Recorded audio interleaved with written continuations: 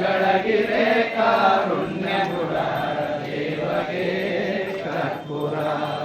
ಶರಣು ಜನಕ್ಕೆ ವರವನಿಟ್ಟನು ಪರಮ ಪಾರ್ವತಿ ಹರಸಗೆ ಶರಣು ಜನಕ್ಕೆ ವರವನಿಟ್ಟನು ಪರಮ ಪಾರ್ವತಿ ಹರಸಗೆ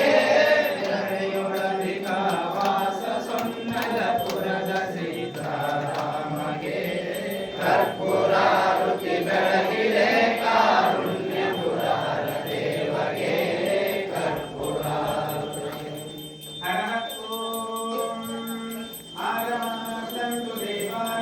गमनार्थं तु रक्षसा